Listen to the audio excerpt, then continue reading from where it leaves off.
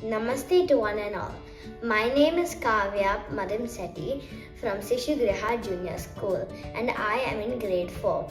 Today we will be studying the effect of different shapes of light source on shadows formed by an object. Before we get into the experiment, let us understand how a shadow is formed.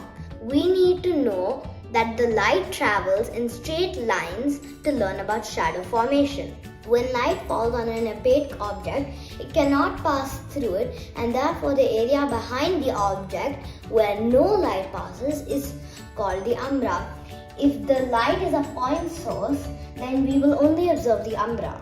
If the light source is a ring or a circle, there are two parts of the shadows formed. One where no light passes, that is called the umbra. The other area where some light passes forms a light shadow called the penumbra. If the light source is a line, then the shape of the shadow is squished. Again, we will see the umbra and penumbra in this case. In today's experiment, we will study the size of the umbra and the penumbra as we change the distance of the light source from the object. For this experiment, we need a ball, some sewing thread, and 3 sources of light. I have a ring light, which is a source of circular light, and a line light, and I am using a phone light which provides a point source of light. I have suspended the ball using a thread on a rod so that it hangs in place and placed in front of a white wall. On the wall, I have stuck a white paper for my measurements. For the first reading, I will keep the lamp 20 inches away from the object, and for the second reading, we will keep the lamp 10 inches away from the object. Let us take the first measurement with the point source of light. As you can see, we can only observe an umbra with the point source of light.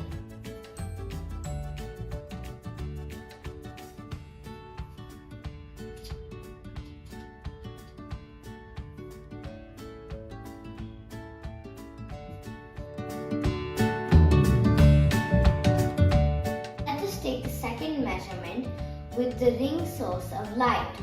As you can see, in this case, we have an umbra and penumbra.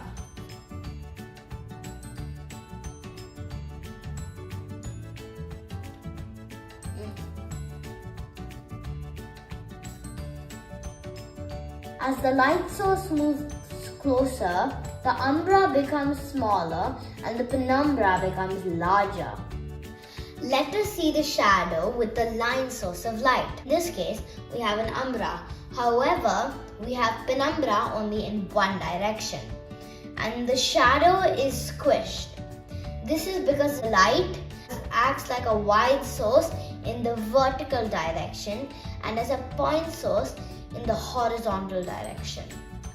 We observe that for a point source of light, the umbra becomes larger as the distance of the light source from the object becomes shorter. However, for a ring source of light, the umbra became smaller as the distance of the light source from the object became shorter while the penumbra became larger.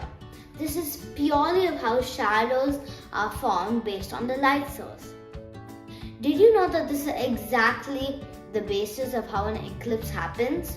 I hope you enjoyed learning how shadows are formed through this simple experiment. Namaste.